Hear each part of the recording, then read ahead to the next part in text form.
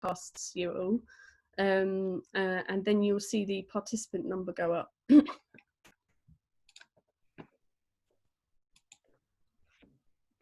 Although it's not working. Oh, it's preparing.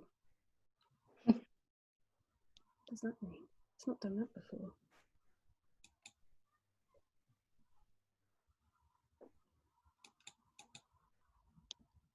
It's not working.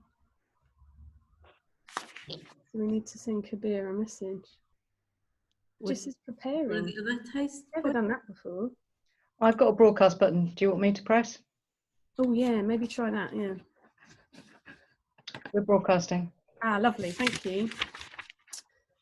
Lovely, right, hello, welcome everybody. I'm just going to wait until you all enter the room. There's 40 of you, we're expecting about 250. I am going to push my Facebook Live button so our Facebook friends can join us, lovely. And then I've also got another button to push, which is record. So I've got all the buttons today, there we are. Lovely, fabulous, 127, we're getting there. Slowly letting you enter the room before I start so that nobody misses anything. That number seems to have settled. We might be, you know, have some late arrivals joining us later. So hello and welcome everyone. Perfect weather for a seminar today, isn't it? Like we don't want to be outside. So it's piddling with rain and it's grey, so perfect chance to be indoors in this really exciting discussion. So I just wanted to welcome you all here today on behalf of the ABTT, but also in association with our friends across the pond in the USA at USITT. Let me just go through the housekeeping first before I talk to you about what we're going to discuss. You might find it helpful to go up to the top and change from speaker view to gallery view. That then means that you can see all of our panelists, and we've got a lot of panelists for you today to listen to.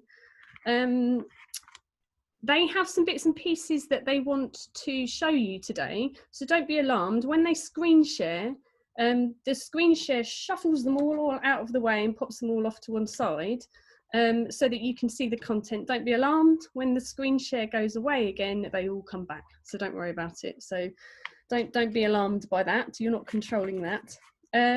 There are two ways that you can engage with us, and we very much want you to engage with us today. It's a really exciting topic. We have the chat function, which is on my second screen over here, and Alicia is going to look after that chat. Give them a wave, Alicia. So Alicia is going to look after that chat function for you. That's for you to chat to us. Say hello, let us know where you're from. If you're watching from America or from somewhere different in the country, let us know. It's always really exciting to hear. Give us your opinions. This is an exciting topic. We want to know what your opinions are on what we're discussing.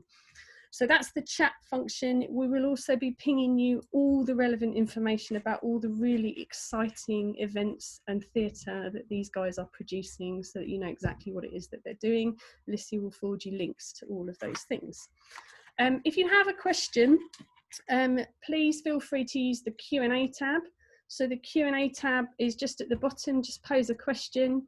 I can't wait to grill them on all the things that they're doing, but I also want to make sure that I'm asking questions that are relevant to everybody else as well. So if you pop the questions there, I'll do my best to integrate them into our discussions as well. I'll let someone's pop one on there already, that's great. Lastly, just to remind you all that we are recording this and to remind our panelists that we are recording this also. This will be available on the ABTT website, and if I've done it correctly, I think we're now streaming to Facebook. I think Alicia might check that for me in a minute. So I'm actually very excited about today's topic, so much so that I'm a little nervous. So you'd think I would be well versed at these by now, having hosted quite a few. But this topic I want to do justice, and so I'm a little bit nervous. You can see that I'm looking at notes, which is not very much like me at all, but I want to make sure that I get all of the right information across to you. So David and I have worked really hard to collect this amazing panel of speakers for you today. And it's been difficult to get hold of them because they're very busy producing, which is fabulous. I hope that you're as excited as I am just to hear about doors opening and creative projects being presented. And we've got lots of people to tell you about that. Once we have had the chance to hear about the events and the projects, I'll then take the time to ask them about the process of opening their doors and how they got their shows up and running and what the challenges were and some of the things that they had to think about. So feel free, like I said, to add some questions and I'll make sure that I try and integrate those. And lastly, we're going to end on quite an open question, which is how do we encourage more people to open their doors and start producing new work? And it's a very ambitious question. Perhaps it doesn't have any immediate answers. But I think it's a fabulous forum to discuss and to brainstorm. I just wanted to give you my motivation behind this particular seminar. It's my hope with this seminar to celebrate what we are managing to produce in these uncertain times, to focus on the positives, to inspire people to think outside the box, but above all, to harness the collective, passionate, innovative and determined power of all of the brilliant workforce who make up our events and theatre industry. We work backstage because we're passionate about what we do, and I know that where there is a will, there is a way. And I know that we have a plethora of people and ideas and desires to get our doors open again. We might not be able to do that conventionally just yet, but as the hashtag that we all know says, we make events. And we can do that in many different ways. So I'm excited to hear about what people have been doing. So we're going to do a bit of a round robin and they're going to do a brief description of what they're up to. And we are going to start with Lucy. Lucy is the Chief Executive and Creative Producer at Creation Theatre Company. Hello. So I'm Lucy from Creation Theatre Company. So we've been going 23 years, mainly in Oxford. So although we're a reasonably established producing company, we have a kind of traditionally a very, very localised audience and a very local following. And we really, it feels through luck rather than anything else, 2 weeks into lockdown, started doing an experiment with a company that we work very closely with called Big Telly Theatre Company in Northern Ireland. And we both, as soon as lockdown came about, felt we needed to make work. We wanted to carry on making work. We had a responsibility to our audiences to keep entertaining them. So we sort of took 4 days to experiment with what we could create in Zoom. And that very rapidly turned into something that we were really excited about, and a production of The Tempest that ended up running for nearly a month on and off. It had a cast of 9 performers, it had a stage manager, it had a production manager, it had a designer working on it, and we made the call again really early on in that process to say it costs money for people to do this, so we're going to charge for it. So we charged tickets for that production. Nearly every performance entirely sold out. We had to keep putting extra shows on. It's probably one of our most profitable shows that we've ever done. Everyone who worked on it was paid equity rates. And it just went a bit crazy for us from there, really. We were picked up in the New York Times, we were in Time Out New York, we were featured on Front Row, we were in the Guardian. We had kind of more press interest for that show than we've had in a long time. But we found through doing it that we were just really excited about, it didn't feel like we were going into Zoom and a conferencing platform as a sort of, well, we'll do this because this is what's there and what else can we do? We actually discovered that we were really excited about what we could do with it, with green screens, mixing in kind of bits of filmed stuff, the challenge of it and the creativity that unlocked. So after The Tempest, that went on to us getting a kind of major research project funded by HRC, commissioned for the University of Exeter into our digital transformation. And there is now a toolkit and a whole enormous report available on our website. So if you want more information on that, do go and read it, because there's some really practical guidelines at the end of that report as well. But since then, we've gone on to do other digital shows. So we a production of The Time Machine that was meant to be a site-specific performance in the Natural History Museum in Oxford became an online Zoom show. And with that, we kind of really took how we were integrating virtual backgrounds and virtual environments, and how you can have a filmed background that a performer can actually move through that environment. So we had people walking down corridors and through doors, and actually we found that like there's so much in digital theatre we can do that we couldn't practically do in a real space, and particularly as kind of real fantasy stories and sci-fi stories, the kind of worlds and the sort of the technology available is really, really exciting. So we did the Time Machine, and we are now halfway through a production of Alice in Wonderland, Alice, a virtual theme park. And we've been really fortunate with that because we've actually partnered, again, we've partnered with Big Telly, but we've also partnered with a company called Charisma AI, who are an artificial intelligence interactive storytelling company. And they managed to secure Innovate UK funding for the project. So it works with a mixture of, it's got like an AI Cheshire cat you talk to at the beginning of the show, you fall down the rabbit hole. They've worked with kind of gaming software and gaming development stuff so that we break apart Zoom and the tiles move and we're not always in a little grid the whole time. And then we've integrated that with a website so that our audience have choice. So you go between 7 different Zoom calls and you choose which bit of the story you want to interact with. We've also partnered with a company called Foxdog, who are incredible, who've been doing live shows incorporating gaming into kind of physical theatre, but they've made us a piece for the show where you play hedgehog croquet. So on your phone, you draw a little hedgehog and then the hedgehog appears on the screen and you play croquet. But what's really kind of, I think, what's really made the difference with like how popular it's been and our ability to kind of keep doing it and get so much interest in it is that all of the work has been, it's as much about the audience experience as it is the show that you're watching. So there's loads of audience interaction. So in The Tempest, the audience would be spotlighted in the call, you know, and they can have their cameras off, but you know, lots of people leave them on. They'd be spotlighted dancing with the cast. We'd have a bit at the beginning where Ariel would conjure the storm and they'd all rub their hands together and you'd get that sound making the noise of the storm and click their fingers for rain.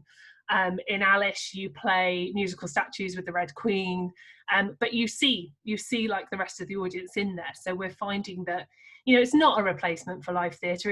It's really is a different medium and a really exciting one, and the potential it has for people being able to access the work who, you know, at the moment maybe are shielding, but even after lockdown and maybe have limitations with actually getting to theatres or being in crowded environments, and that this work's exciting for them. But just we're getting an international audience with it, and we're getting families who can come and see a show where, you know, we had one family where one group of the family were in Zambia, another group were in South Africa, and another group were in the UK, and they were all able to dial in to watch the same show together and see each other within that experience. And I did have a trailer to show you, but I won't do that because I've gone over my 5 minutes. So if anyone wants to see that, we can perhaps share that at the end. Yeah, I think we can. Just because it's a relevant question, so we've had a couple of people ask about the ticket price, because obviously it's not quite a conventional show in that sense. I had the great pleasure of watching Time Machine, and if you don't fancy the trip out, I must admit it's nice to be able to just sit at home and join in. So but yeah, they're asking about like the ticket price, you know. Yeah, so we did £20 for one device in a household, and as many people as want to can watch the production on that. So it's really nice because actually if you compare it to going to a traditional theatre experience, you can have a family of 6 all for £20 watching one show, but it's still, you know, if you're someone coming on your own, it's still a comparable price to what you would pay in a theatre. And, you know, and that is sort of, you know, we've kind of stuck to a principle of that is what it costs when we're paying everyone. You know, it costs that much to have performers on equity rates and stage managers and Lucy, how long is your trailer? I think it's probably about a minute. Let's do it. Let's see it. I want to see it. Go at sharing screen. Let's see it. Share the screen. Because I know I saw Time Machine, so I'm very aware of what you're talking about. But I think it would be good. Okay. Whilst you're doing that, someone's asking about does it make the return to live theatre less attractive? Not for me, it doesn't. It was just, I very much saw it as a different medium myself. Yeah, I think that's where its real potential is that it's as much live film or live gaming, and it's about a kind of intersection between the 3 creative industries being able to work together to sort of, you know, to explore this new medium. And I think it will never replace live theatre, but I think it will be a strand that we'll all kind of stay interested in. Right, let's have a go at this.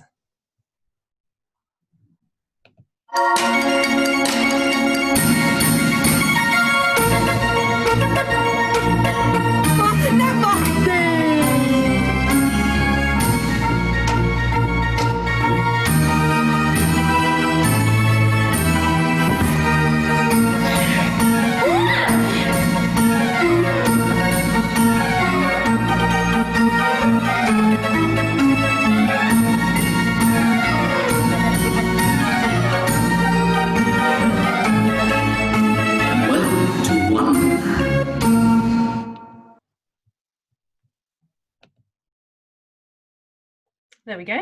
Unmute myself so that I didn't want to spoil the trailer. Hopefully that's enticing enough. I think it's pretty accurate. Actually, the time did you do Alice in Wonderland after Time Machine? Because I kind of feel like Time Machine was first. Was first, yes. I kind of feel like you've developed loads of stuff since then. So like, I'm not gonna. I could ask you 100 questions on my own. So we will as well. I did email across, and perhaps we can put it in the chat in a minute. If anyone wants to book for Alice, we've set up a code which is ABTT that will give you free tickets, because it's funded by Innovate UK, and a part of that is about disseminating our learnings to the industry. So I would really, and actually one of the best ways to do that is to come and experience it. So we'd be really happy for, anyone who wants to just book in a free ticket and come and give it a go. Fabulous. That sounds really exciting. See, I told you this one would be really positive. So let's move on. So Rachel is the production manager for theatre. Is it Alibi? Alibi. Sorry, my apologies. There you go. Hi, so we're an MPO, we're based in the Southwest, we're working small, mid-scale sort of work. When lockdown happened, we really thought about what we wanted to offer and what audience we wanted to be reaching, and we really focused on the fact that our heart was storytellers. So that meant that everything we've done through lockdown, what we're doing now, what we're going to be moving into doing, even though it may not look like this work we've done in the past, and it may not always fall under theatre, it's really got story and storytelling at its heart. And we also thought about which audiences we wanted to reach, and one of the key things was a large community project that we started in October and was beginning to reach its final stage, and that was a project that started with this exhibition that was a gathering of stories from the local area of history and culture and people's experience of living there, and engaging them to share those stories with each other and with us. And we were about to hit a big point where we were doing their final piece, which was going to be quite large for us as a company and quite spectacular in May. Obviously that didn't happen, and that's been postponed. Hopefully it will happen in May 2021. But in the meantime, we had this audience that we'd engaged with and who we now realise were quite vulnerable, a lot of them, and quite isolated. So we sent them digital postcards each week during lockdown with just little things that themed into that storytelling and the project. And they were really positively received. We had people telling us it was the highlight of their week and asking if friends and family could be added to the mailing list. And so we really wanted to sort of garner that spirit that had sort of been developed over lockdown. And also we felt that May was a long way away, and we really wanted to give them something now. We really felt that they wanted something now from us. So we've been working on a sort of filler, a little thing that we can give them now, a little offering. And our offering is what we're calling a story tour. And we're doing it in two different ways. We are working with some community builders in the area who at the start of lockdown set up WhatsApp groups for the streets around us. And then we've linked in with those WhatsApp groups to take our storytelling to their streets. So the audience for those will remain in their homes and on their premises, and we'll travel the stories and the music and hopefully some magic down that street. And we'll be doing that over 10 days, I think. And then the second version is a sort of tour that starts from here at our base, and the capacities for that are really small, but we're doing 6 a day. And we're rotating the cast for all of these different little things as well, so that they're not all working at once. And that will travel through the local area, and they'll discover stories and music and magic on the journey. And we'll probably follow that up by sending them some photos or an email with little bits of stories in it as well. I have shared a risk assessment for this one, which the ABTT have really kindly put on their website. It's just a risk assessment covering the performance and not the rehearsal process, and it's specific to Covid-19, so it's not my general one. I have to say a big shout out to Emma and Pirate Crew, who very early on started the process of sharing stuff, and that was invaluable to me, and really gave me a massive boost, even though they're working at a massive different end spectrum wise of the industry.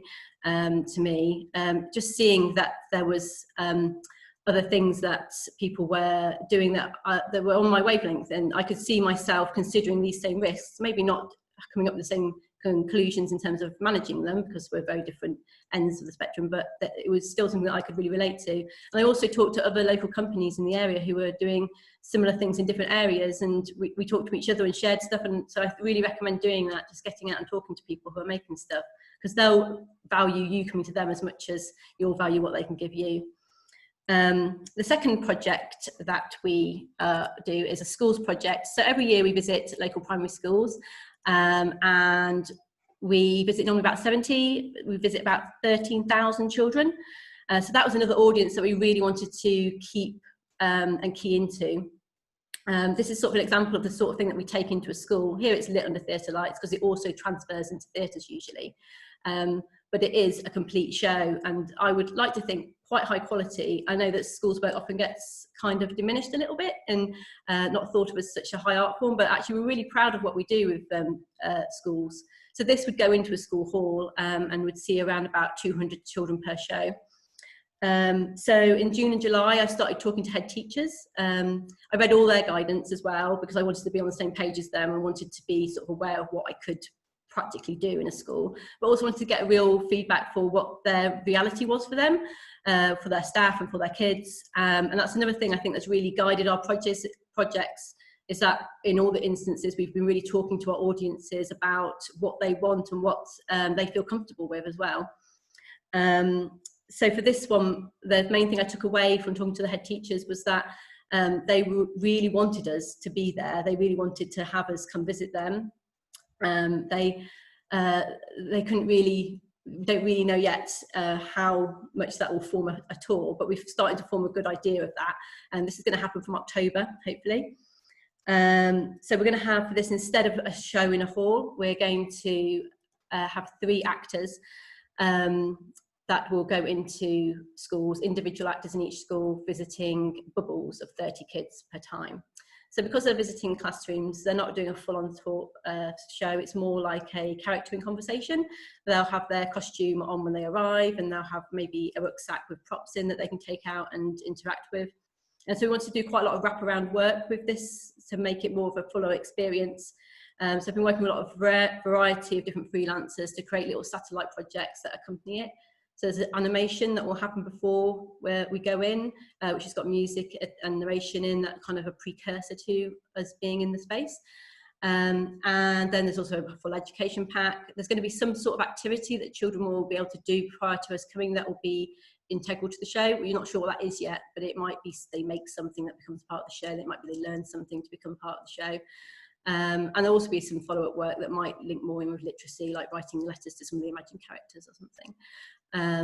And then we've also been working in the premise that we'd like to make all the work we're doing uncancelable. And I know some other people have been using that term. So that just means thinking of lots of different contingency plans. So my main one is that I'm rotating my casts. So for the schools one, I've got 3 actors, but only 2 in a school at any given time. So there's 1 in one school, 1 in another school, and then 1 who's on reserve. So they're working, they might be doing things like answering letters that the kids have sent in, but they are there ready to go to a school should somebody need to isolate. And then we've also been thinking about what we can do if we can't physically get to a school. So I'm working with a digital tech practitioner as well, who I'm meeting tomorrow, in fact. And we're going to be coming up with some way that we can engage with them. That's not just recording the show and putting it online, although we have done that with some of our other work.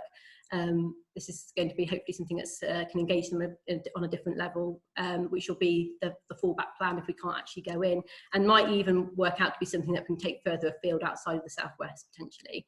And I'm definitely going to be looking at Lucy's toolkit, thinking about that one. And then of the story tour as well, we're also alongside that building a very basic app, which will be the actors recording the stories and on the walk, maybe accompanied with some music and some pictures, so that if we can't do the tour, we can say, we couldn't give you that, we have got this. So that's like a little thing that we're working on. Yeah, and that's pretty much it at the moment. Great, thanks, Rachel. There's a question that I think you might want to sort of tap a little answer to in the Q&A. I'll let you sort of get on with that one in the background, if that's all right, and I'll carry on. So our next speaker is Sally Ann Lowe, who's the Director of Marketing and Customer Experience at the Eve and Arno Theatre, who have recently opened their doors with some bits and pieces that she's going to tell you about. Yeah, hello there. Really pleased to be part of the Corner I apologise for my increasingly red face. I'm in a very warm room and I can't open the windows because it's really noisy outside. I'm kind of getting hotter and hotter.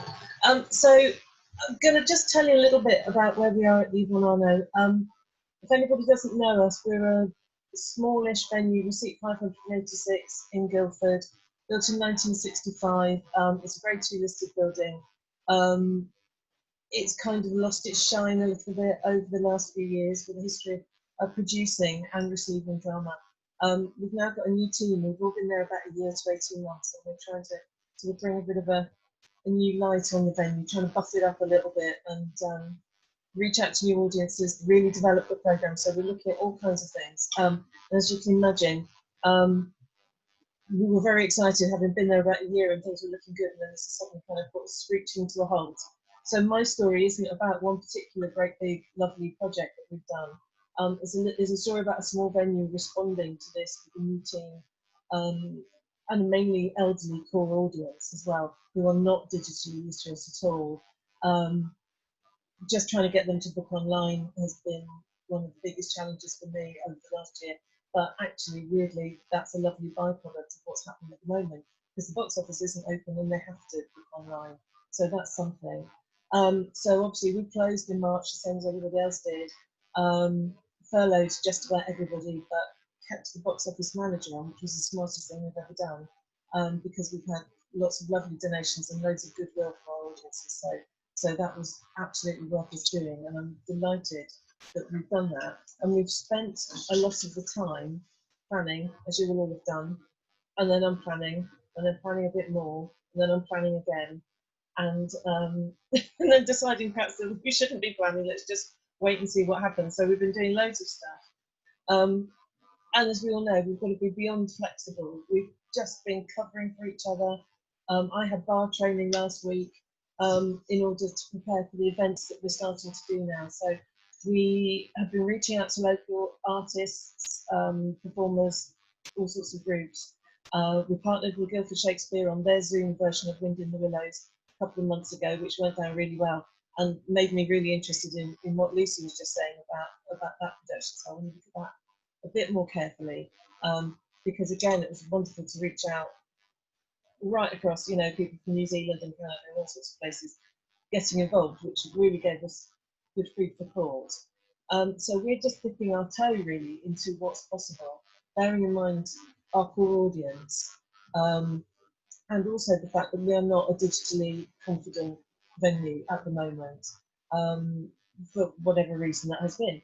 And so we're trying to bring loads of things in and sort through what we can do, and not get too frightened by seeing some of the amazing projects that are around and knowing perhaps that we don't actually have the resources to do that, and to try and keep focused on what we can do.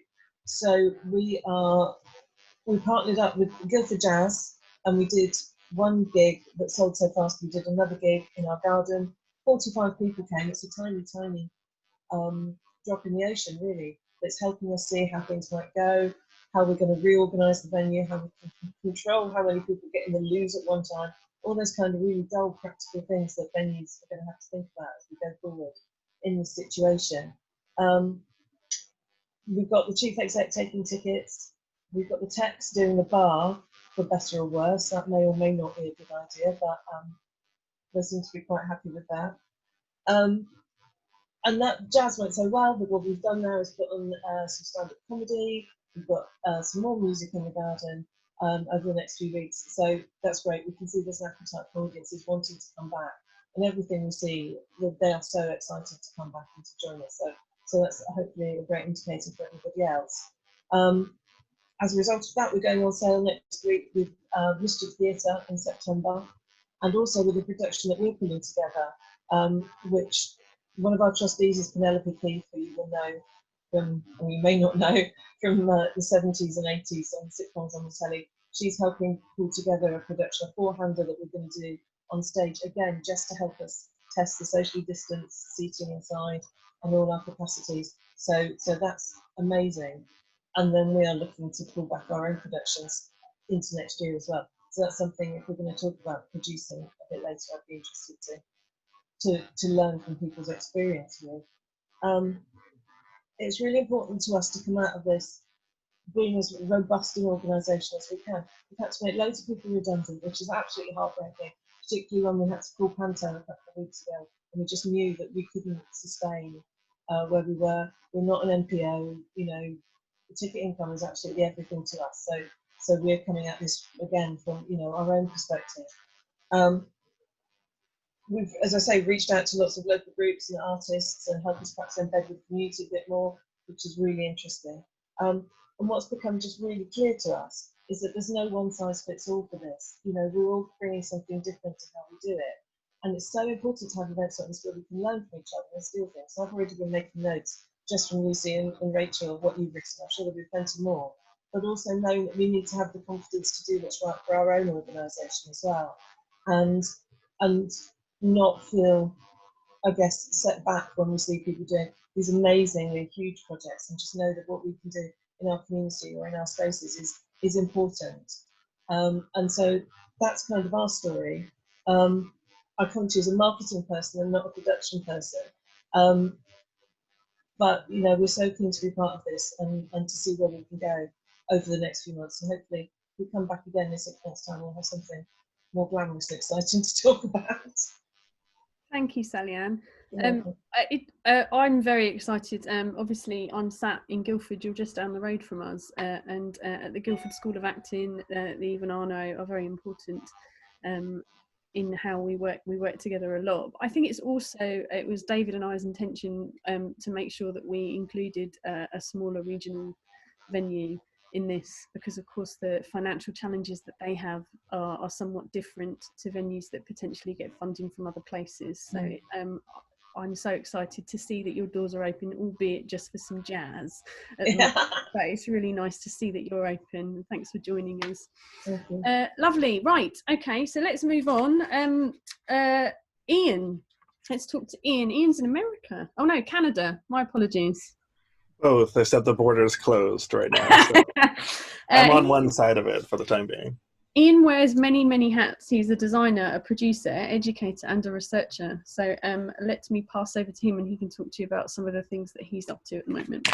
Yeah, one of the things that's been interesting in this time is because, and this will perhaps become obvious in the relevancy, I have a couple of slides that I'll show just stills of some of the projects that we've been working on, just because it's hard to imagine exactly what we're doing without necessarily taking a look at it. So I'll go ahead and throw those up first. But one of the hats that I have is as a producer for a small, well, we refer to ourselves as a mixed reality performance company called Toaster Lab. And for the last, when COVID came in, we were already about halfway through a project funded by the Canada Council for the Arts under their Digital Strategy Fund around looking at the blending of mixed reality technologies and live performance. And the lockdown essentially just made us really popular. And we've had a few projects that have come up in that time or that are continuing that have sort of found new interest because of that. The work that we started to do our first sort of public project was actually over in Edinburgh with an app-based hybrid live performance mixed reality geolocated project during the festival there for the year that Future Play existed. And so part of this is already work that was being supported through USAIDT, through a technical innovation grant, and then through this Canada Council grant as well. And it originated actually in an ecological place. One of the hats that I wear is researching issues of sustainability. I was on that panel previously as well. And we were looking at different ways of embedding performance or bringing it to places or times that would be hard for an audience to get to.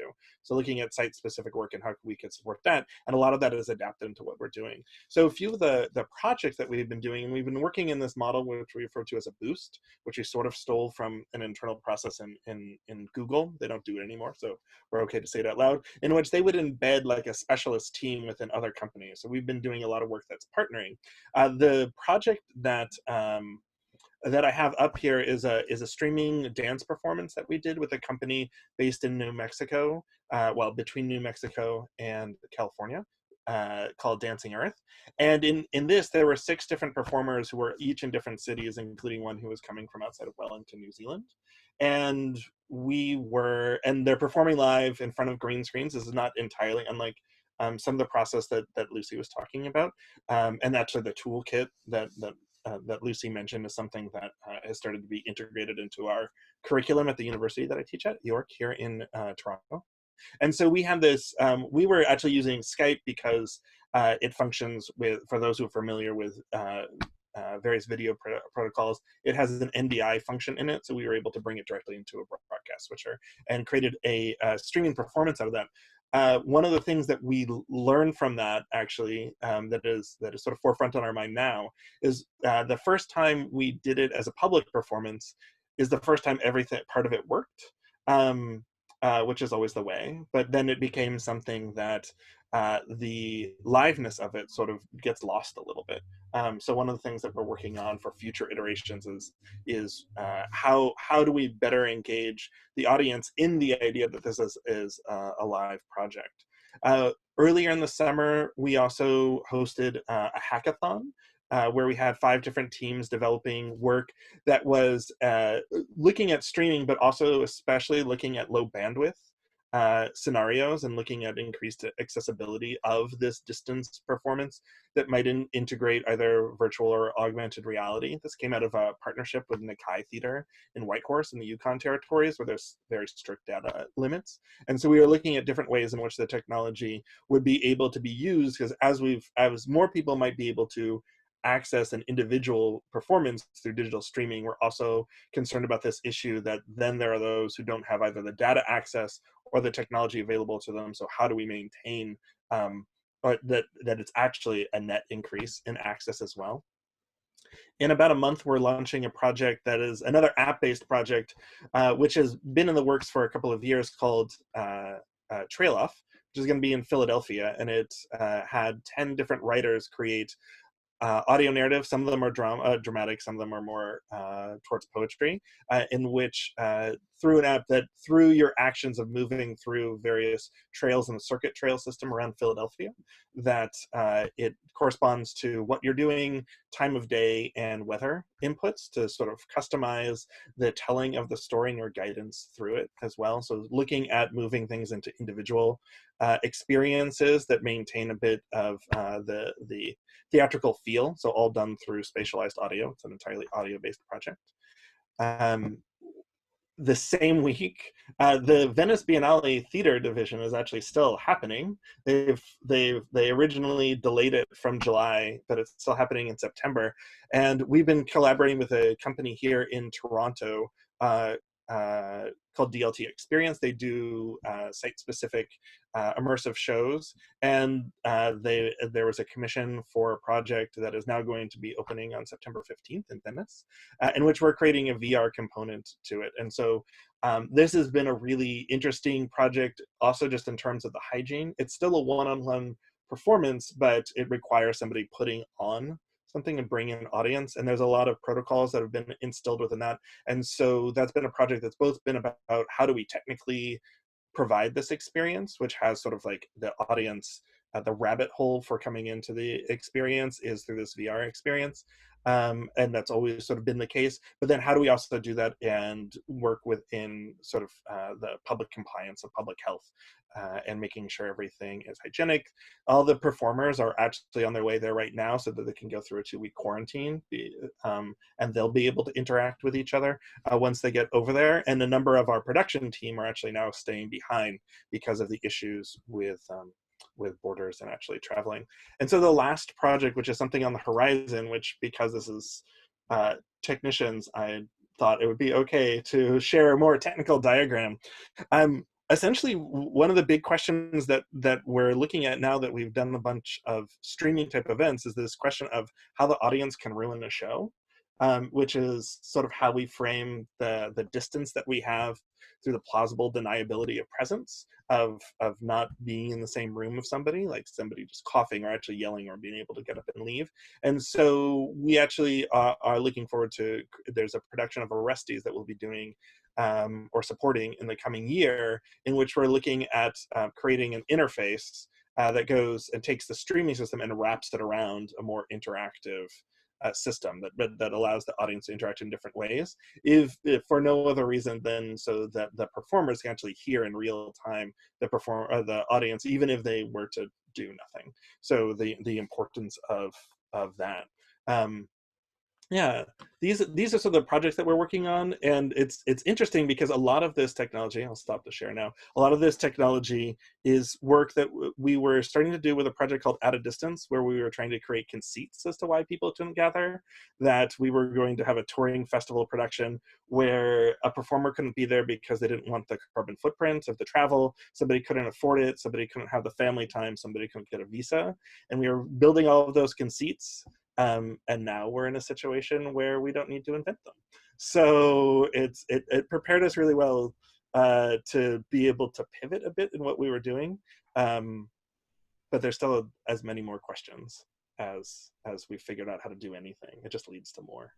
Ian, I could listen. You've got so many exciting projects, and actually there's a couple of things that you've mentioned that are similar in nature to other people, so hopefully the conversation can continue. But I'm just conscious that I've got to get through lots of other people, so if you've got any questions, just ask them directly. I know that Alicia's put lots of information in the chat about what Ian is up to. It's all really new and exciting and technology driven. So let's move on to Nia. Nia is the production manager for the National Theatre Wales. Hi. Yes, I'm just going to talk to you a little bit about the stuff we've been doing through lockdown, really. When we went into lockdown, we diverted our funds into a programme of work called Network, and this was in partnership with the Sherman Theatre and Theatr Genedlaethol Cymru. Its aim was to create some employment. We work with a vast amount of freelancers, and we wanted to just generate some employment and create some online content. So it was a 12-week programme. We created 6 play readings. There was 2 strands to our work. We had play readings and digital commissions. The digital commissions were an open application process for anyone who wanted to create something online, and the play readings were a little bit more straightforward in terms of the approach, play readings as it says on the tin really. It was an ambitious thing to create so many things in that time, and then we slowly started to realise they were meant to be quite a fast-paced turnaround thing, a couple of weeks to create and get it out. So we ended up doing a production week every week for 12 weeks. So it was quite an intense period. So we needed to employ a team to support it, as well as performers, actors, writers, directors, scenographers. We managed to incorporate sound and lighting design, video design in there as well. And we had a production team of 3 technicians and 4 stage managers to support each show. This was all done remotely, all over Zoom. So we decided to use Zoom as our platform. Quite early on, we felt that we needed to have one platform that we were really comfortable with, that we knew all the ins and outs, all the settings and what it could do, how we could manipulate it, and get the very best out of that platform, rather than trying to sort of research different platforms for each different commission that we came to. And it was a fast learning process.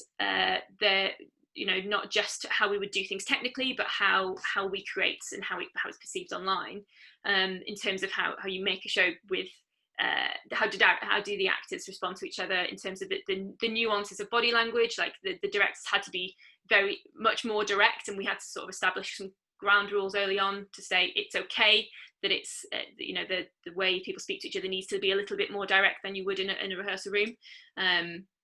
And picking up lines, so actors picking up lines from each other. The pace was very different. So it was all of these things that we had to try and navigate, and the Zoom fatigue, which inevitably sets in a lot quicker than if you were in a rehearsal room. But what we did find, which was brilliant, is that we were able to function in a similar way to a show. We had similar protocols, similar processes. We were able to incorporate sound design and AV. Our stage manager cued the shows. And after our first tech in the first production week, our stage manager said she felt like she'd just teched a show. So we were like, well, brilliant. We've managed to transfer those skills and transfer those processes really well onto this online platform. We did that through various bits of software that we used. We used a communications app called Unity, which I highly recommend.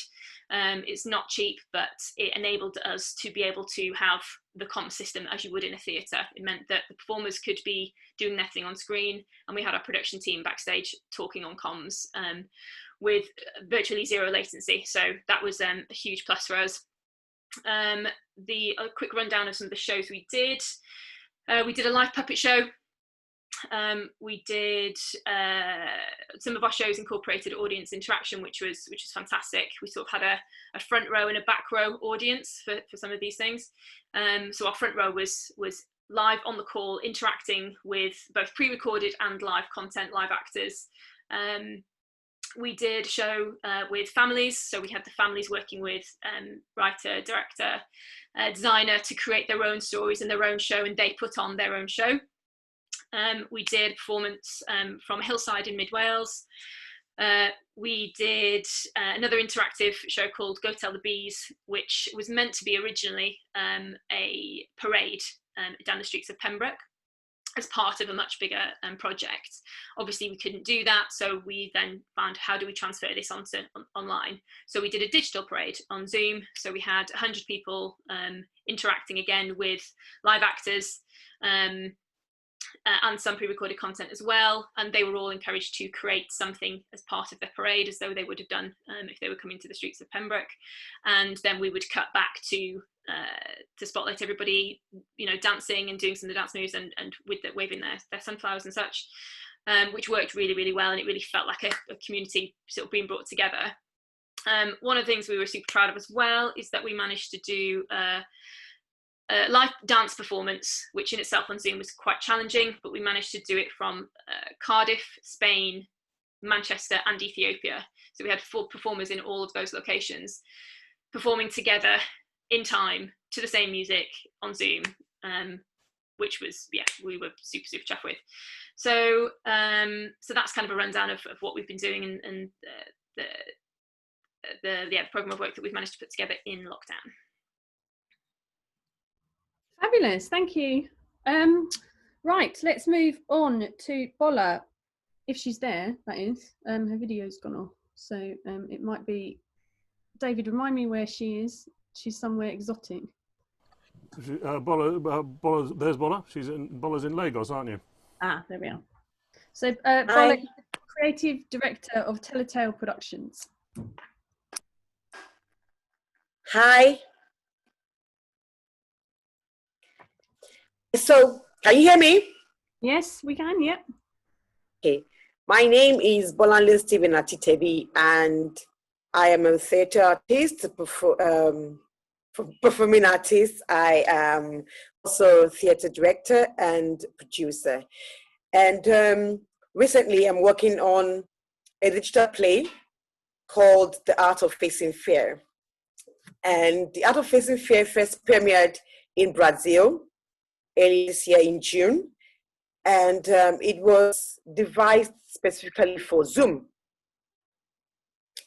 And it's just artists coming together from different parts of the world and rehearse, and everything is done digitally, right? And we rehearse digitally. 95% of the cast have never met each other before. Everything is happening online. So we have a costumier, we have a set person, we have a lighting man, we have a sound man, and each of these people talk to the actors individually to get them ready for the show. So for instance, the costumier will call me and ask me what do I think about the character I'm playing, the colors to use. The set designer will ask what your background is going to be like, what should be in your background, what should be in your background. And the sound man, everyone work together with the sound man, making sure that your mic and your camera, everything is working perfectly. And so we rehearsed for about 2 weeks before the show started. And it's quite interesting, but also challenging. Now, the the first time it premiered in Brazil, as I said. And so it's a different reality with it being done in Africa. So this time around, it's now with cast from Europe and Africa. So you have cast from Nigeria, South Africa, from Stockholm, from Sweden, from the UK. And we quickly realized that the first week of the of rehearsals that there's a challenge, there's a different reality from what it is that they have in Brazil and Europe to Africa. And the major challenge is data, internet. It's cutthroat, it's very, very expensive. So for me to rehearse every single day of the week and then during performance, it was a great challenge. So we had to quickly find a way around that, and money was raised, there was a pool, people were given some kind of stipends or incentive to get data so that we are all on the same page and on track. And then there's also the time zone, the difference in the time zones. So for some people, it's 2 a.m. in the morning that they're performing. For some people, it's 6 p.m. So we had to work around that as well. And another challenge that we had was of culture and language. But as much as it's a challenge, it's even what makes the production, the performance, quite interesting, because it became an intercontinental production, so we could reach out to more audience than that we could ever imagine. And the theatre production company that devised this project, they have been working on theatre and technology for about 10 years. So the pandemic just provided the opportunity to showcase what it is, the research that they have been doing, over the years. And as it is now, we realize that this is like the new normal for us. It's the marriage of theatre and technology, and what COVID has joined together, let no man put asunder, as it is now. So it's a case of we are going forward, we're going forward. And specifically what this project has done for me is, first of all, it has given me the opportunity to produce, because I've been talking about producing for quite a while, and then the pandemic happened and I thought that I lost the opportunity. But then now I can produce, and not just produce locally where I am, but I'm co-producing with people from all over the world, from 3 continents. And I've not left my country, I've not left my state. I'm meeting people from all over the world. We are collaborating, and it is, we miss the physicality of it, but it's more than before. It has emphasized the fact that theatre or the art is to do with the soul, it's to do with even spirituality, really, because we've not met each other, but we have such a great bond. It's almost like, it's like when you're physically going on stage, the same butterflies you have in your tummy when you're going on stage, the excitement, the adrenaline, and the connection with the audience is also there. Because what we have done with the Art of Facing phase, we really try to engage the audience. So it's not just a digital performance that people come and watch and go. They participate. We ask about what their fears are. And it's such a special moment where people write about what it is that they are afraid of. They write that in the chat, and then the actors read it out to them. It's such a special moment, because you are in Brazil, or you are in Stockholm, you are in the US, in your room with your own pains and fears, and then there's someone in Nigeria echoing that same thing. It gives you a sense of comfort. And then there's a bit where we talk about the people who passed during the pandemic, and the people who went through, was affected one way or the other during this pandemic. And in that small moment, in that little time, people grieve, people commiserate with each other, people just express themselves. And it's like a burdening, you know, for the audience and even the cast as well. It's a great experience. I know that as it is now, it's a threat, this pandemic, right? It's a threat to everyone in the industry, but it is a great opportunity that the pandemic has given us. And it's an opportunity for the evolution of theatre, because really in the past 300 years, we've not had any kind of challenge or any kind of remodeling of theatre, really.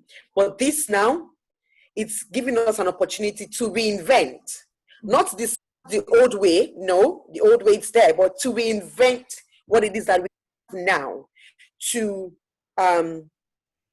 be more creative, to be more innovative, right? And after the pandemic, we don't know if we'll be able to go back to the normal. We don't know. But what this has availed us is that we now have another avenue, another form of art to express ourselves in. So as an actor, Bola, sorry, I could listen to you all day. You are so passionate. But I'm going to have to move on if you don't mind, Bola. But you are so deeply passionate, and you made such compelling, emotional conversation there that I'm confident that we'll pick back up again.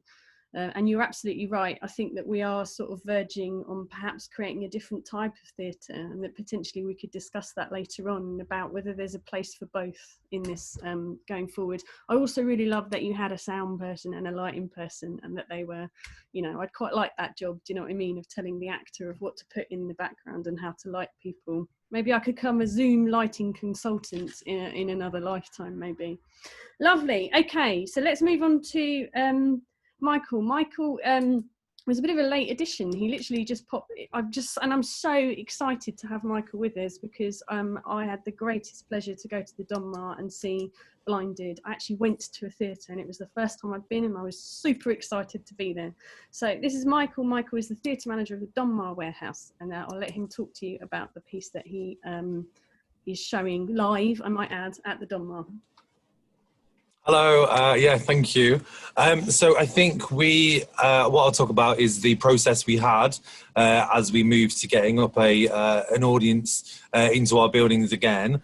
It really was a collaboration between myself and the production manager, Kate West, at the theatre, to get the producer's brief, which we received on the 1st of July, in order to put on a show ready for the 1st of August, so only 1 month away.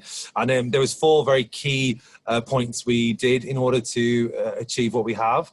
The first was obviously the recommissioning of the building and making sure actually financially, can this work? Will our building still be able to receive an audience and the team members in, and also get that approval from the right people, like the local council, you know, not having any live performance, but indeed having a limited capacity members of audience members back inside our beautiful theatre. The second point was definitely about the team themselves. It was really important to us to make sure that the team felt safe coming back. You know, without the buy-in from them, you know, whether the audience would come or not, we needed to make sure that all departments felt safe to come and, you know, do the get-in, and also to actually work on the performances as well. And actually we had to make that guarantee. You know, some of them are still shielding, some of them weren't able to come back, having moved back to different parts of the country. But actually making sure that the tech team and the front of house and housekeeping were able to come back was really important to us. And actually, do they want to? Do they feel safe to get into central London and come back to work? The third step was obviously making it COVID safe. So actually looking at every procedure, every policy, how we would usually do a get in, a get out, an incoming of a show, having 4 shows a day, and actually how do we make this COVID safe, and actually what do we need to do with government guidance, what advice do we take from risk management, and actually looking at everything with that real attention to detail to make sure that we were keeping everyone, including the audience, very much safe from COVID. And actually, you know, every standard operating procedure that was done and every risk assessment was done with that minute detail, because as soon as the team came back, we wanted to make sure that actually we'd done everything we can to protect people from COVID. And the last step was obviously the creative process itself. What started off as a story with speakers, with people in the room, soon became headphones for each person. That soon became binaural. It soon became not just a sound installation, but a light installation as well. And actually, even that process was exciting itself. You know, our chief electrician, George Dives, making the lights at home in his workshop, which was obviously safer for him to do than being in the theatre. That was a way around that. How do we get two teams split across the week and making sure it's safe? So when our LX operator, Elliot, finishes his shift, how do we make sure that lighting desk is completely cleaned for the next operator to come in and finish the rest of the week? And actually just rearranging things like that, and really just making sure that we are putting those solutions in so the creative team can be creative as they want also. And actually how carpenters, back of house, stage management, sound and LX were able to kind of, you know, have the full reign of creativity, but with me in the background going, well, look, if you're going to do that, we just need to make sure we do this. If you want to do that, we just need to make sure we use this entrance instead. And actually combining the two together. And actually, so it's little things like actually, how can you be a social distance worker when you're up a ladder or in the back of a van or in a very small gallery above the audience and things like that.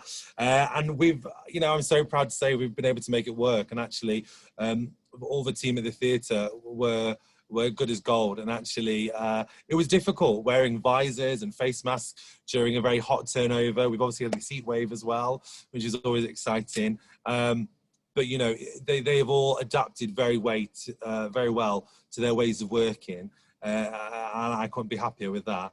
And then obviously the last point was obviously the front of house journey as well. How do we recreate this just customer journey so the audiences aren't feeling conscious and worried about the COVID precautions, you know, and actually once they're in, they've got the safety advice, they can see the measures we've taken, but actually they can just sit and enjoy the show and not have that constant worry there, having just made the journey into central London as well, which is obviously a worry for them. And yeah, it's been exciting. Our biggest challenge and worry, I guess, was all this work was going to be set up, and then would anyone actually want to come? Would anyone want to dare leave their house and travel to where we are in Covent Garden? And I'm so pleased to say that they have, to the point that actually we've got a 2-week extension now, which is amazing. And also, I think what has been the biggest hope and optimism that I can share with all of you as well is there is such a thirst and a desire for live theatre as well. You know, we have lots of time to talk to those audiences, and actually we are in competition now with the streaming services. You know, Netflix, television, they've all upped their game, Disney Plus, but actually people are willing to come out of their homes after being inside for such a long time, and they're excited to see a live performance. And actually that's our regular customers, it's new customers, it's people of different ages, people of all sorts of different social demographics. And actually, yes, television is amazing, yes, film is amazing, but that desire to leave the house and share this one-off experience with a number of other people in one space, you know, the desire is still there. And actually, I think that can be replicated in so many different venues and so many different productions. And I think that is absolutely key. And it's been an absolute pleasure having those audiences back in who are like, we want to come and see the theatre, and not just because they're bored with Zoom quizzes, you know, or jigsaw puzzles. Actually, they've loved theatre before. They have missed theatre. They have appreciated and enjoyed the Zoom alternatives. You know, they really have seen all the brilliant stuff that you've all talked about today. They love that as well. And like one of the other speakers said earlier, it's not a competitive art form, it's a different art form. So for everyone who is able to watch a Zoom performance that has been made brand new, there is also the option to come and share an experience live, which we're all used to. Has it meant we've had to do things very differently? Yes. Has it meant we've had to really think outside the box and think of different solutions in a creative way? Yes. But then we've always done that. And I think, you know, and as all our venues and production companies do. And yeah, I think we've made it work. And here's to a final 2 weeks of the run. And hopefully we continue keeping people safe and happy. So, yeah. Thanks, Michael. I can't advocate enough. I felt incredibly safe from start to finish. I was micromanaged to within an inch of my life by front of house staff, and I couldn't have been anywhere safer, much safer than the restaurant I went to afterwards, I must add. So yeah, well done. And I'm really pleased that you have enough of an audience to extend as well. So I can't, if you're keen to get out there and stop staring at a Zoom screen, I can't recommend that show enough at the Donmar. Right, let's go back to another venue. So let's talk to Tom. Tom is the general manager of the Waterman's Art Centre in somewhere around Kew, I think. And they've opened their doors and they've got a couple of venues that they have, and he'll talk to you about what he's up to. Yeah, yes, indeed. Just across the river, we can see Kew Gardens from the terrace, which is very nice. The river looks lovely at times. So Waterman's is it's a national portfolio organisation. It's a combined arts centre in Brentford. It's quite interesting, the themes coming through. So the customer journey was very much something we looked at when we were reopening, but I'm getting ahead of myself. So a lot of what we did pivoted online. So we have a couple of programs with disabled children, which went quite smoothly online. Actually, that was useful. The programmers turned into a listing service. So the cinema programmer pointed the best live stream, the children's theatre programmer, best children's work, and so what happened was that we found we had many more opportunities to talk in different ways to audiences about what was going on. That was very helpful. I should say we don't produce, we present what we do here. The cinema listings pointer turned into a cinema club called No Ticket Required. We did a deal with one of our distributors to get discounted screenings. That was a free discussion. One of the interesting things that happened there was that we trialled a pay model and we trialled a donation model, and actually the donation model worked really well.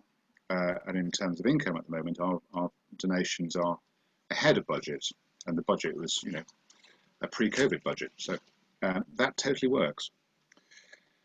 We reopened the cinema from the 5th of August. We did that thinking about the working bubbles that the customer relations team were going to be in, basically. So we're doing 3 screenings a day now, where we would normally do 4. And that means that our customer relations team can spend a day working together in pairs, and the venue's cleaned overnight before the next lot are in. It's going to make depping for them quite taxing to think about, but so far everyone's surviving. One of the reasons for reopening the cinema first is that the deals are much simpler. The risk is less. We opened midweek as well to just ease people in, and the same as the others have found. People were desperate to come back, and our audience is, Sally Ann, similar to yours. It's an older one, so we opened with family screenings in the daytime, and I keep saying adult films, but I don't mean adult films at all. I mean grown-up films in the evenings. And in fact, partly because of the heat wave, the daytime screenings were fairly empty, but the evening screenings were very popular. And the messaging has all been around, thank you for helping to keep us safe. Obviously, we just sent the print to the printer saying you don't have to wear a face covering when they announced that you do have to wear a face covering. So if you heard a shrieking coming from Isleworth, that would be our marketing director. So there is appetite for cinema. Another big strand of our work is outdoor arts. And we've started doing that also from August. So we program work into Bell Square, which is in Hounslow Town Centre. The borough where we're in is a long, thin borough with Heathrow at one end and Chiswick at the other, and terrible buses in between. So reaching across the borough, you just have to go to the other end to do work. So there's a big outdoor arts programme there. We've done 2 out of 3 live gigs in August, and we're heading towards actual outdoor art shows from the autumn. The whole of our programme is shredded, partly because of social distancing, partly because of quarantine. About half of our presented programme is international, and we have no idea. Everything feels very provisional, doesn't it? I was weeding the terrace the day before we opened, and a bloke came up and said, "What are you doing?" I said, "We're planning to open unless the rules change in the next 24 hours," which always seems very possible. Given all that, so that the outdoor arts programme is going to be much more installation, much more. There's a fantastic piece called Museum of the Moon, which is a giant, really beautiful inflatable of the moon. The big installations have the advantage that they sell themselves. You don't need to fly, which we can't. Normally we can't fly. That was my 5 minutes. Sounds like we're going to Birmingham Town Hall. One of our wins is that we turned out to have a public health expert on our board, she was brilliant from the middle of March, basically, saying, "What about this, Manjit?" And she's saying, "Well, yes, but that and that and that," all the way through, all the risk assessments, all the staff health assessments before we bring people back or keep them at home. So my one tip is get a public health expert on your board. Is she Can we borrow her? Sorry? Can we borrow her? I don't know. She actually missed a board meeting Monday night because of Public Health England being replaced, and I think they're all looking for opportunities. So, there isn't actually a theme, that was just a series of facts, sorry. No, that's great. I mean, obviously, Tom, a little bit like Sally Ann. Obviously, you're not producing. You're a venue, but what are you going to put in it? Do you know what I mean? So we can chat about that in a minute. So the one thing we have been able to do, we do a lot of residencies with companies as that's part of how we can develop the art. And we are starting to talk to companies about coming back in to use the studio spaces and the theatre for residencies. I completely failed to mention live gigs streamed from the stage. I'll stop now. No, it's fine. So yeah, so they, I know your technical manager very well. Yes, indeed. You have, they are doing concerts mainly, sort of like live music performances, and they're streaming them at the moment. So so it's kind of a hybrid. What I love about your particular venue is you're doing a kind of a bit of a hybrid of everything, really, a bit of cinema, a bit of streaming, a bit of outdoor stuff. So it's interesting to hear what you're up to. Yeah. We've terribly overrun, as I suspected that we would. That's not a problem, but let's not exclude Emma from this. We've heard a little bit about what the Opera House is up to, but I think it's really important to hear more about what the Opera House is doing. So Emma Wilson, who is the Technical Operations Director at the Opera House. Okay, hello, thank you. I don't want to sort of talk at great length against all these incredible creative people who are doing all sorts of extraordinary inventive things. What I think my contribution might be is probably more in terms of health and safety and practicality, perhaps. As a large venue, we are more focusing on broadcasting the stuff that we kind of ordinarily do on a different scale. In June, and Rachel, that was great to hear that the risk assessments were useful to you. We put on 3 pop-up events on the Saturdays, 3 Saturdays in June, the first one was broadcast live on YouTube, and then the other 2 were monetized. So it was $4.99 to view, to sort of test that appetite. And they were small. It was like a ballet duet, which was done always by a couple, so that we didn't, back in June, we were obviously distancing. We had all the risk assessments for the building and how we came in, staggered approaches into the building, all the rest of it, how we worked. Since then, we've been going through summer maintenance program for stage engineering area. We have got all of the dancers in. I think we get back to full dancers in about 2 weeks' time on the 1st of June, who have been rehearsing in studios, doing class in studios, I beg your pardon, not rehearsing, but doing class in studios. And what we've done is split them into multiple studios. They have slots of times they arrive. They stay with that same cohort throughout the week. We're broadcasting through audio and visual the teacher in any one room to the other studios, so that we're keeping all of those distancing protocols in place and cleaning protocols around the building in place. And we are also looking forward in the autumn, starting in September, to do more of these events. Now, I suppose where it's probably useful to everybody else is that we're now looking at more full orchestras rather than maybe 2 or 3 musicians. And that's going to be spaced out, using the stalls, removing seats, maybe creating a false deck in the stalls and all the rest of it, so that we can work out how we can get more musicians and the kind of protocols we might need to put in place for perhaps a full orchestra. The other thing that is on the cards is open house. You know, open house in September is when you can go and visit lots of venues and arts venues. So that will be an introduction of audience into the theatre, and that's all being looked at the moment as well. In June, we shared all of our risk assessments. We removed anything that's sort of security sensitive or any names or anything like that. But as we carry on developing these things, and we've got the risk assessments for the maintenance period, if that would be useful to anybody, I can make those a little bit more generic and share those. There was a question that popped up, and it was about ventilation in the auditorium. We've got 44 air handling units in this building. The ones that take from the outside are the stage areas and the auditorium, so we're fine with those. The ones in the offices, where I am now, and it's a little warm, are all switched off because they are partially recirculated. So until we've got different protocols in place for those, they are off. So that should, I hope, answer somebody's question earlier, and that might answer a lot of people's questions. Not all air ventilation circulates air, a lot of it comes from the outside, so each venue needs to look at its own air handling and see what's possible.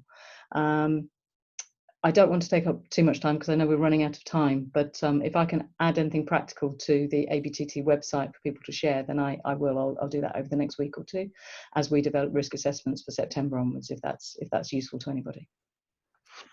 Emma, I might carry on from that actually. So, Michael, did you have the similar issue with air handling? And I can open that to everyone, because I think there's a bit of a there's a lot of people sat at home not understanding quite what the rule of the land is on that particular one.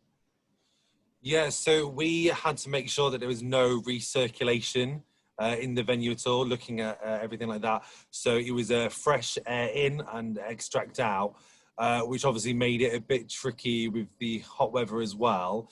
And we're very lucky to have the dock door that leads directly on to the stalls level of the auditorium. And due to our space, we were able to open that during shows to even promote further that fresh air coming in and out. So yes, we weren't using any recirc, either chilled or heated, just fresh air. Okay, so it is possible for venues that don't have fresh air coming in to think outside of the box in ways to require ventilation. So I guess Tom and Sally Ann, is that something, I don't know if you'd be able to answer that one, Sally Ann, about will you be able to answer that one, Tom? Slightly. We turned off all the hand dryers, for example. Our operations manager has spent years trying to get us to not use paper towels, and is set back at a stroke. And it's a building from the 1980s, which before air handling was really invented, and it hasn't been invested in since then. So we've been in the habit anyway of opening the cinema doors after each screening. That's all we've had. So that's kind of worked for us beautifully. Fabulous. Yeah, same for us. We've turned off all the dryers. And we're a 1965 building, so it wasn't really built with anything very specific, to look after air management at all. But we do have a very rudimentary system which is being investigated at the moment, I think, to see if we can improve it somehow. Lovely. Okay, so that's who we found you. That's who David and I have found. That's and it's by no means is that a representative of everything that's going on. It wouldn't be right to not mention the Old Vic. They were invited to come and join us. They obviously have been producing some shows, albeit that they haven't had an audience in, but they've been live streaming. and there was someone else that I had to mention as well, Outside Opera. Help me out here, David. They're doing, it will come to me in a minute, but it's not exhaustive. There are lots of other people producing stuff, but like I said, all these people are actually quite busy because they're doing their damnedest to try and get shows up and running. So let me just try and fit in a few questions in the time that we have left. I think it's fairly obvious from the conversations and the work that's been presented to you that we've kind of gone down two different avenues, haven't we? So there's been a lot of development of digital arts and the debate of streaming or non-streaming. There's some sort of middle ground of producing live art but streaming it. And then obviously we've got producing live work. Which is still in its infancy, and we're still trying to find our feet with that somewhat. So I'd say we've got three different things. So some of the things that came to mind as we went through, so Lucy, your response with Time Machine was really, really quick, I thought. Like, I was miserable in lockdown when someone said, watch this Time Machine thing, and I thought, oh, okay, cool. And I kind of felt like that just popped out of nowhere.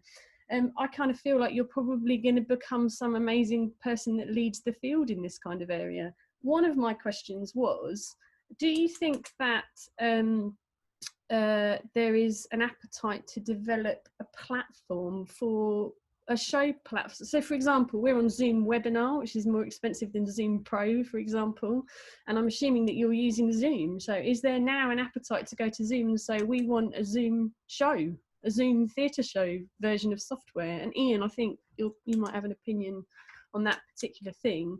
Are there limitations in the software that you're working with that are annoying you, and potentially is it something that we can develop so that we can be more creative in our means for digitally showing theatre and art?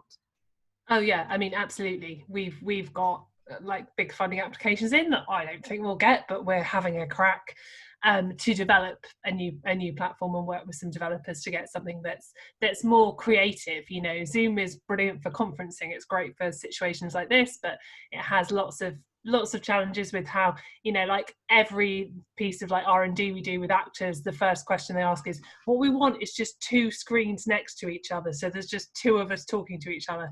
Yeah, if you've got a live audience in it and we can see the audience, that's not possible. And you know, I just want to be able to put the screens on a wonk or turn them upside down, or, you know, like there's all these things that we're finding quite hacky ways to do at the moment. And Time Machine and Alice, I would describe as having quite a hacky approach to how we can integrate different apps and things to sort of be a bit of guerrilla pulling apart Zoom and putting it back together again. But yeah, we're really keen to develop something that is far more driven by creativity and particularly things like how it treats sound. And anyone who's tried to Zoom it just prioritizes the voice over music, and obviously when we want beautiful soundscapes and music and dance and things in it, there's loads of scope for kind of platforms that are much more appropriate for what we're doing. And I'm just going to echo most. I'm going to echo most of that. Is that we've moved a bit away from Zoom, partially because we have a little bit more control in sort of our composition. We use OBS to bring in the video and compose it, and it can be sent out however we want. But we've actually prioritized using Skype only because of the NDI feature, so you can get it to come in directly to a broadcast switcher versus Zoom, where you can still do it, but it involves a hacky solution. So there's so many different hacky solutions to getting the ability to like break the Zoom grid and recompose those things. And yeah, sound just isn't there because all these platforms are built around prioritization of having a conversation like this, not around like live interaction. And that's sort of the goal of that Up for Too Short technical diagram that I had, is also like this aspect of audience presence and like the social aspect of co-presence within it is a big question in ours. And I have a note to email Lucy after this to see if we can compare some notes. I have the same note. Okay. Do you know what? Like, that's the aim of this, is to put people in the same room. It always makes me beam with a smile to know that people are talking to one another and sharing at this time.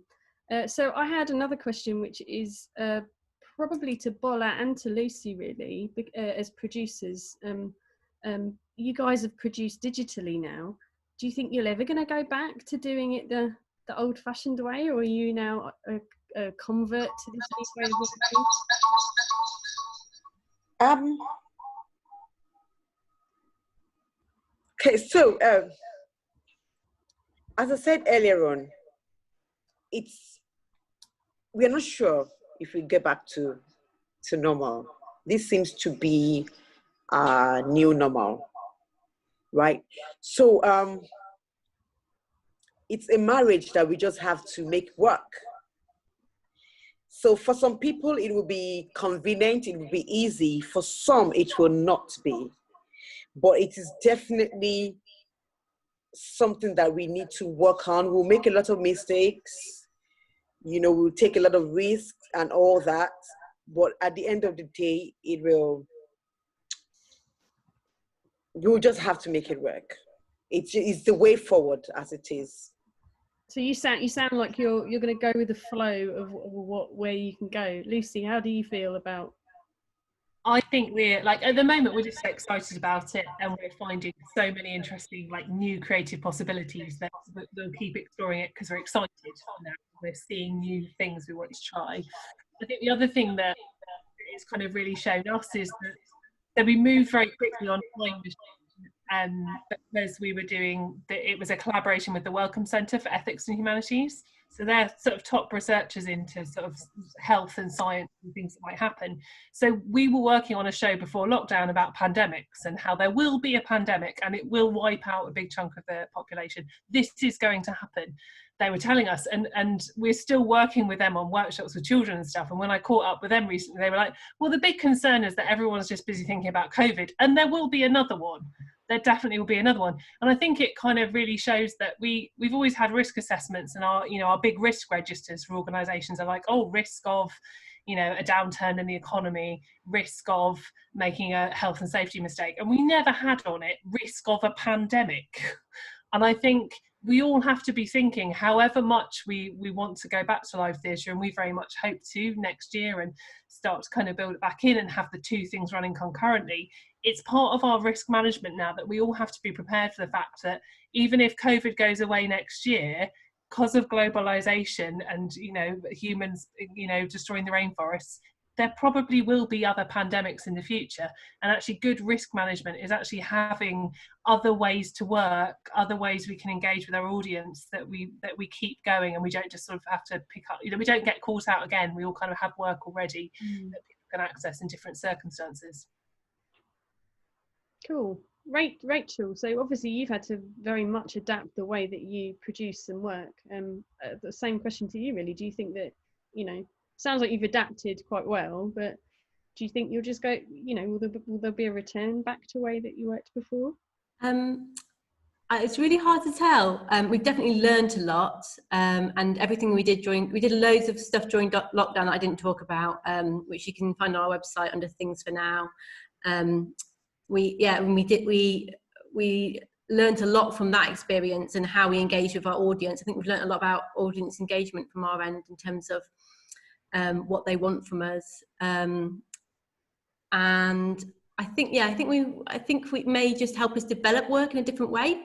For us, I don't think that our company isn't really set up for digital, so I don't think we're going to fully go that way. I mean, we haven't done that part of our project yet, so we may really fall in love with it, who knows. But I think, like I said earlier at the start of my talk, everything we do will be based in story. So whatever we do, it's always going to have that at its core, and the shared experience of story as well is very much part of that. So even the activities we did, which were downloadable or sent out to food banks, they still were story led and were still all about that. And I think that's really the most important thing for us, is how we take stories to a community. So whatever form it takes, we'll always have that at its heart. Thanks. Listen, I'm well aware that we're probably going to overrun, but if you don't mind me going over for a few minutes, it's just too exciting to have you all here to talk to. So let's go to our bigger venues and ask a very similar question. So Emma, you're at the Opera House, David and Nia, you're at the National Theatre Wales.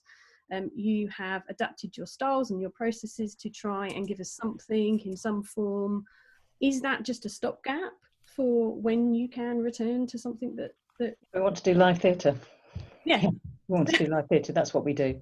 Yeah, it's great to be able to offer other things, and it's fantastic to be able to offer other platforms, particularly to those people, and not, you know, not even with the pandemic, but those people that might not be able to travel and might not be able to afford to travel, and, you know, all of those things we, you know, I've been, you know, looking at for years, both at Sadler's Wells and here as well.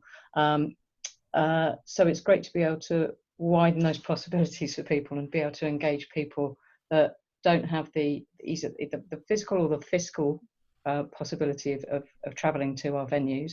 And not all of our venues are beautifully accessible and new either, let's not remember that.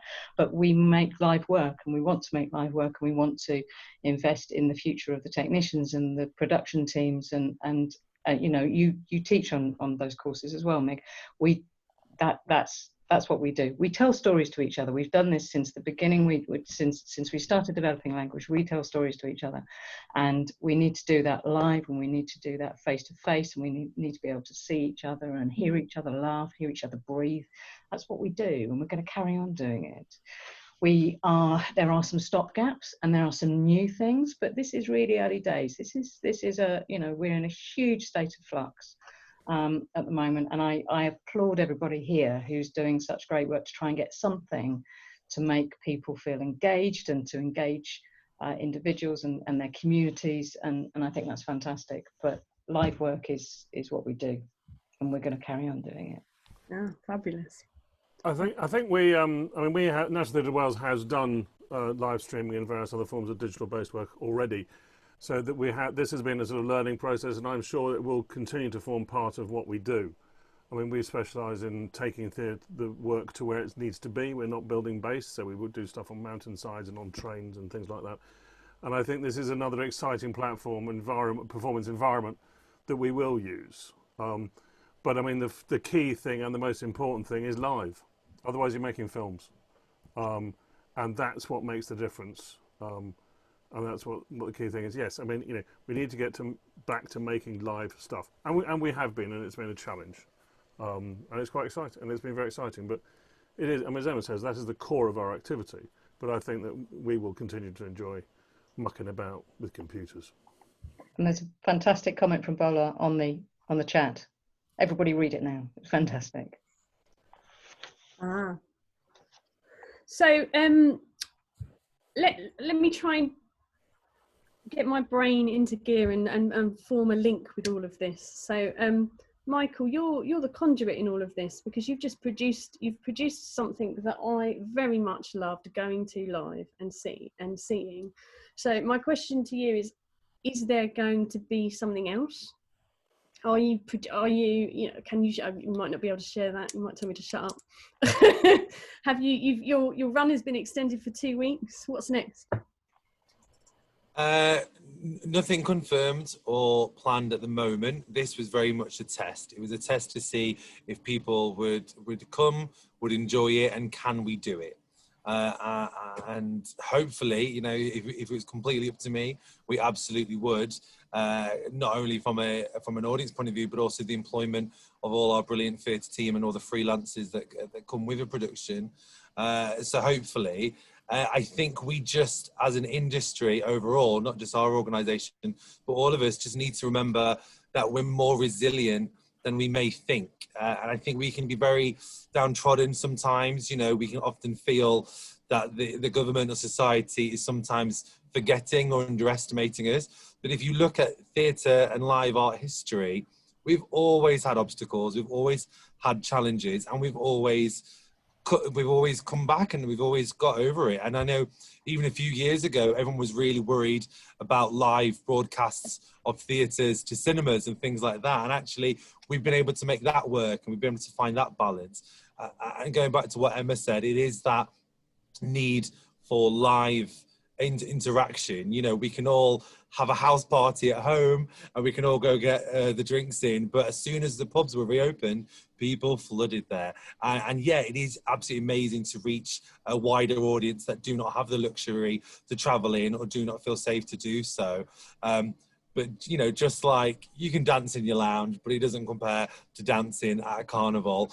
You know, you can watch something from home, which is amazing that we can offer that, but it doesn't beat being in a room with someone else. And I know there's a lot of worries from the theatre community and people like technicians who worry they're going to be replaced. And, you know, we had that concerns ourselves by producing a show that doesn't involve actors or stage management or wardrobe. You know, those industries might have seen that. And actually, all our production is done is put a focus on the lighting and the sound, back of house and front of house, where other productions like yourself have focused on video and audiovisual. And I think anything we do to keep the arts involved will only diversify the offerings that we all make. So I can't confirm anything at the moment, but I think if we all, you know, get together and make stuff happen, it will. And I think my only concern and focus would be the next generation. We know how amazing it is to be in a live space, but for those teenagers and young people coming up who are growing up in this world where it is very much digital art only, how are we going to convince them to leave their homes and come and join us? And especially with the devastating blow of pantomimes, and we all know that a lot of young people's first experience of theatres are pantomime and really high-end children's theatre. And that would be my only worry. How do we convince the next generations to leave their homes to come and see us? And I think that should definitely be our focus. But it's a focus we should all be excited to work on. So I had one other question, and that was, where is blindness going, like, afterwards? So you're extending for 2 weeks. Yeah. I'm just looking at 2 venues that potentially need stuff in it. I'm just, you might just tell me to butt out, but I just, in the spirit of sharing and stuff, like, it is a fabulous, fabulous COVID compliant show, I might add.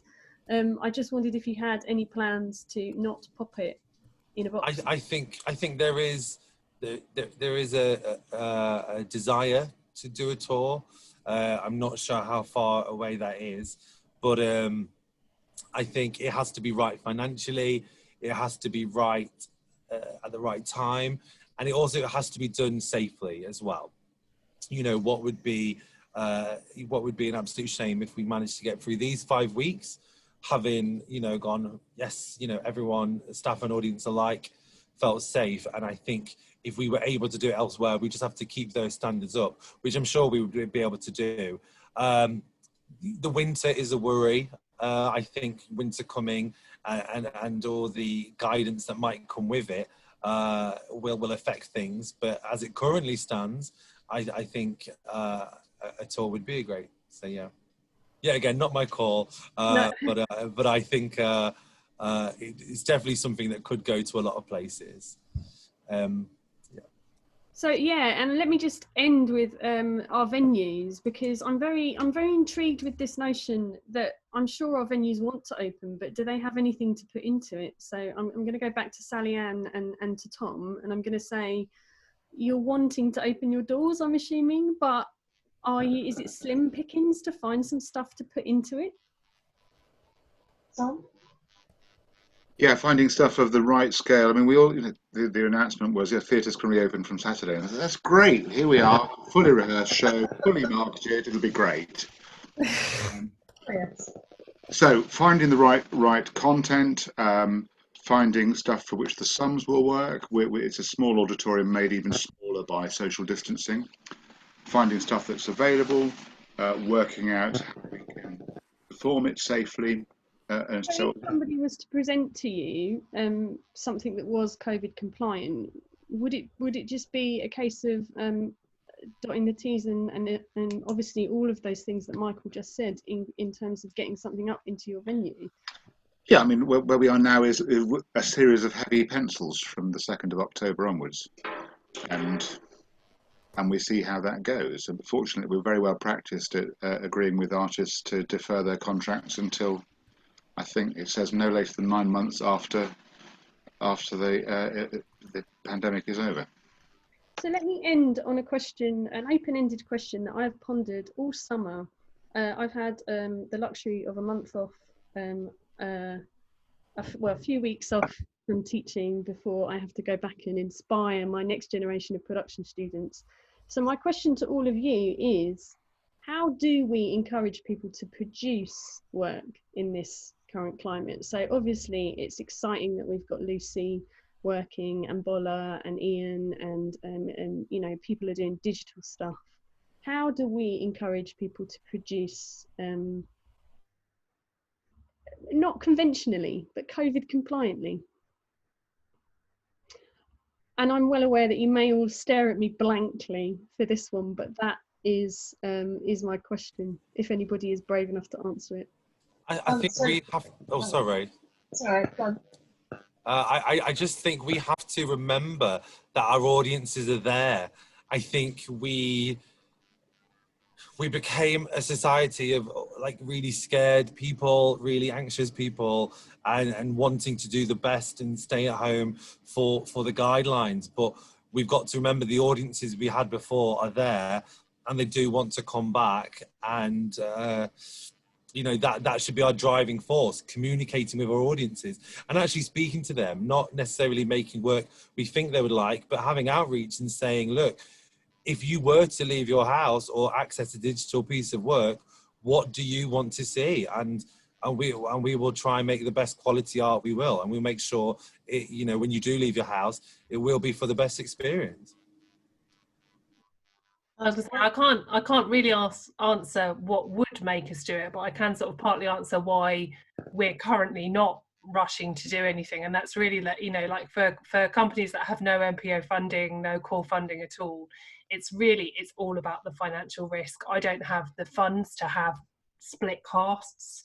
So if I put on a show and one person had to isolate, that would be the end of our company. So I think really for us, the thing that will change it, the thing that will enable more kind of, you know, sort of the independent companies able to just chuck work out there, is actually just being able to secure the funds that enable us to take those kind of risks. So both of those are absolutely the same for us too. So we've been looking there. The bright side I'm trying to take from this, we've been looking to get back to producing. Sugar's Island should have toured this summer, is now going to be next year. And we've got a couple of other things up our sleeves that we're going to be later in the year, but actually we might put on ourselves because they're like two-handers.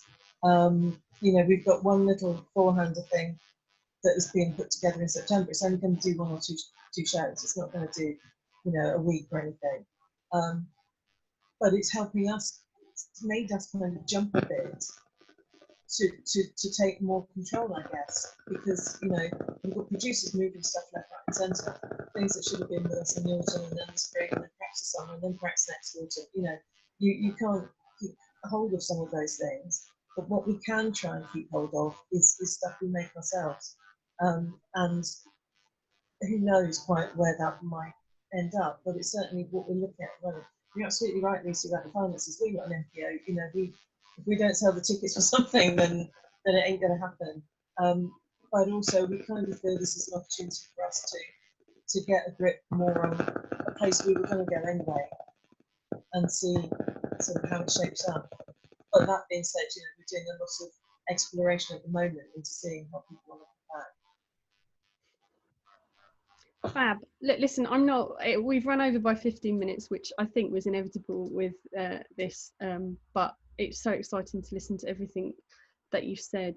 I'd like to keep that question open to everybody. I'd like to leave it lingering inside your head. So how can we be creative?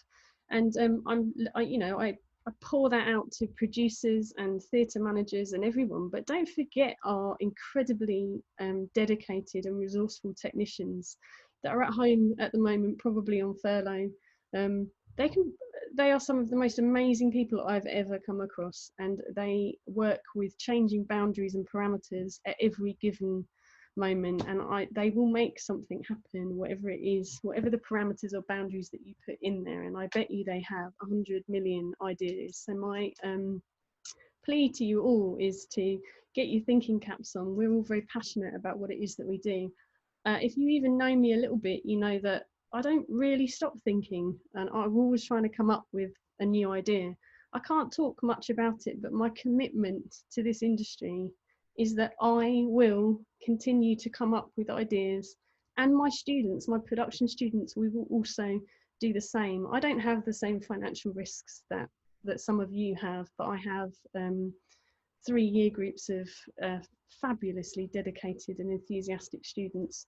So watch this space. Here at GSA, the Guildford School of Acting, we are very committed, and I've met some fabulous people here, and we're going to begin some really good conversations about what we can do here at this university to help produce and do our best to get this the light back on in this industry.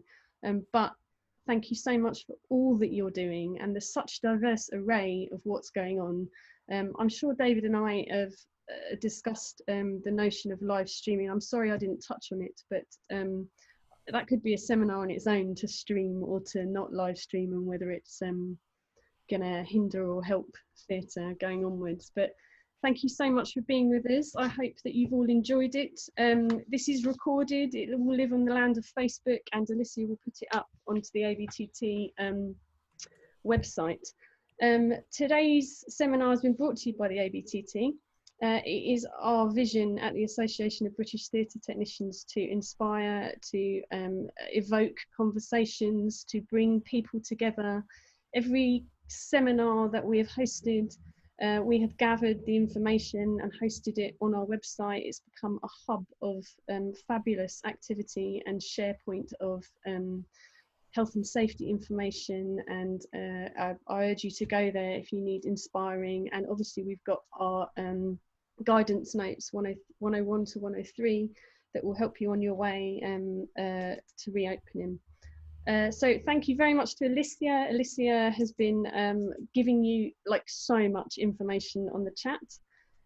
David Evans has helped me curate all of these, and has just been all of the seminars that you've seen, he's just been so helpful in putting me in the right direction and helping me get there. And on this one I'm super nervous that he stayed by my side in case I came to a stop. It wouldn't be right for me not to thank the Guildford School of Acting and the University of Surrey. They support me wholeheartedly in everything that I do, and they've lent me the expensive webinar platform in order for us to host this. So thank you very, very much. Do please go to the ABTT website. Do consider joining the Association of British Theatre Technicians so that I can carry on doing this fabulous work for you and carry on this discussion in these seminars. We do also have a donate button as well on our website, so feel free to do that. Everything that these speakers have spoken to you about today, if they have shared something, I'm sure they won't have a problem with sharing it further, and we will make that available on the website. But as always, it's been an absolute pleasure to be in the room with such incredibly creative people, and please carry on making theatre so that I don't have to stay at home and stare at Zoom anymore. So that's not you, Lucy. Carry on with what you're doing as well. Well, that's fabulous. So I look forward to seeing the work that you do. I reckon that you'll be everybody's guru, phone a friend for digital theatre in the future. So this is all a bit eggy at the end, really. I push this red button and it ends, but it just remains for me to say thank you very much for coming, and hopefully we'll see you soon on the next seminar. Thank you very much. Bye. Thank you.